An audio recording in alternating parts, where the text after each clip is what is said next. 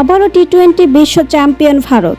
নিউজিল্যান্ডকে বড় ব্যবধানে হারিয়ে তৃতীয়বারের মতো টি-20 বিশ্বকাপ জিতেছে ভারতীয় দল। নরেন্দ্র মোদী স্টেডিয়ামে ফাইনালে টস হেরে আগে ব্যাট করতে নামে ভারত। শুরু থেকেই ঝড় তোলেন ভারতীয় ব্যাটাররা। অভিষেক শর্মা মাত্র 21 বলে 6টি 4 ও 3টি ছক্কায় করেন 52 রান। এরপর 3 নম্বরে নেমে ঈশান কিষান খেলেন দারুণ ইনিংস, 25 বলে 54 রান। তবে ম্যাচের সেরা ইনিংসটি আসে সঞ্জু স্যামসনের ব্যাট থেকে। মাত্র 46 বলে 5টি 4 ও 8টি ছক্কায় করেন দুর্দান্ত 89 রান।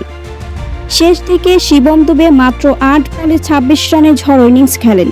সব মিলিয়ে 5 উইকেটে 255 রানের বিশাল সংগ্রহ করে ভারত। 256 রানের লক্ষ্যে তাড়া করতে নেমে শুরু থেকেই চাপে পড়ে নিউজিল্যান্ড।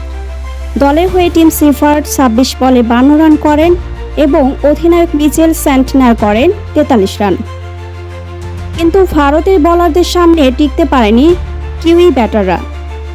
19 ওভারে মাত্র 159 রানেই অল আউট হয়ে যায় নিউজিল্যান্ড। বল হাতে দুর্দান্ত ছিলেন জসপ্রীত বুমরা। 4 ওভারে মাত্র 15 রান দিয়ে তুলে নেন 4 উইকেট। অন্যদিকে অক্ষর প্যাটেল 3 উইকেট নিয়ে ম্যাচে বড় ভূমিকা রাখেন। ফলে সূর্যকুমার যাদবের নেতৃত্বে তৃতীয়বারের মতো টি-20 বিশ্বকাপ জিতে নেয় ভারত।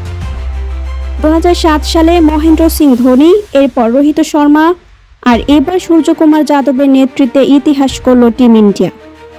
ক্রিকেট বিশ্বে নতুন চ্যাম্পিয়ন ভারত। আপনার মতে ফাইনালের সেরা খেলোয়াড় কে? কমেন্টে জানান।